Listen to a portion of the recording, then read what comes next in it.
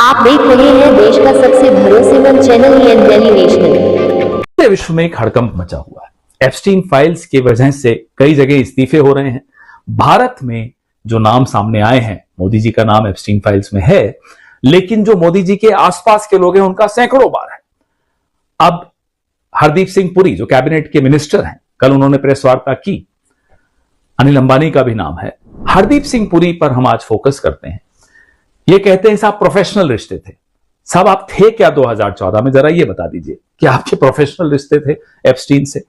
Epstein किसके इशारे पर, किसके निर्देश पर रीड हॉफमैन जो कि लिंक्डइन के को फाउंडर हैं, उनकी भारत यात्रा प्लान कर रहा था और आप उस प्लानिंग को कार्यान्वित करने के लिए, व्यवस्थाएं बनाने के लिए आप उसकी मदद कर रहे थे। उनके एप्स्टीन के निर्देश पे हरदीप पुरी चल रहे थे। एप्स्टीन किसके निर्देशों पे चल रहा था हमें नहीं मालूम। क्या हरदीप पुरी एप्स्टीन और मोदी के बीच की कड़ी है? हमें नहीं मालूम, क्योंकि अभी सिर्फ 30 लाख फाइलें आई हैं सामने। 30 लाख अभी आनी बाकी हैं। हो सकता है उसमें वो जवाब मिल जाए, लेकिन रीड हॉफमैन की भारत यात्रा, भारत में उनके कार्यक्रम, उनमें से एक कार्यक्रम में नरेंद्र मोदी जी भी उपस्थित थे। ये सब हरदीप पुरी किस कैपेसिटी में कर रहे थे, किस हैसियत से कर रहे थे? हरदीप पुरी उस वक्त एक रिटायर्ड डिप्लोमेट थे। क्या भारत सरकार की एम्बेसी बंद हो चुकी थी? क्या राजदूत नहीं थे वहां?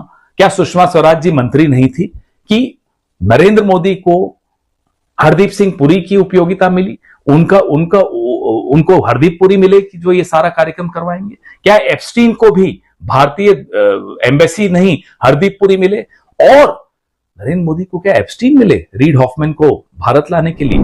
हमें यह नहीं समझ में आ रहा कि एम्बेसी होते हुए, इतना अमला होते हुए, एक विदेश मंत्री होते हुए, विदेश मंत्रालय होते हुए, एप्स्टीन और हरदीप पुरी, यह लोग रीड हॉफमैन की विजिट प्लान कर रहे हैं, फाइनलाइज कर रहे हैं, क्रियान्वित कर रहे हैं। ये क्या हो रहा है? हरदीप पुरी कहते हैं साहब प्रोफेशनल रिश्ते थे, कॉफी पीने जा रहे हैं, उनके अपार्टमेंट में जा रहे हैं, मेल्स में किताबें डिस्कस हो रही हैं, परिवार डिस्कस हो रहे हैं। क्या हो रहा है? शौक डिस्कस हो रहे हैं। क्या हो रहा है?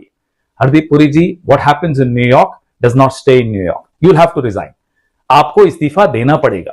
आपका नाम उजागर हो चुका है। और कल जो प्रेस कॉन्फ्रेंस आपने की, उसमें आप बोलते हैं कि साहब तब तक मुझे नहीं मालूम था कि वो इतना बड़ा यौन अपराधी है। उसने अपराध स्वीकार कर लिया था। अंडर एज गर्ल्स को प्रोस्टिट्यूशन में उनका नाम आया और उसने स्वीकार किया। और हरदीप पुरी कहते हैं दैट्स इट, छोटी सी बात है। यह मानसिकता है नरेंद्र मोदी के एक मंत्री की कि अंडर एज गर्ल्स की प्रोस्टिट्यूशन उनको एक छोटी सी बात लगती है।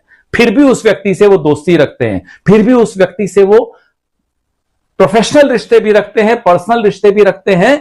और उस व्यक्ति को पूरा हमने एक जिम्मा दे रखा है कि वो तय करेंगे भारत में रीड हॉफमैन के क्या प्रोग्राम्स होंगे। ये रिश्ता कुछ और है हरदीप पुरी जी। हमें नहीं मालूम मोदी जी का एप्स्टीन से क्या रिश्ता है।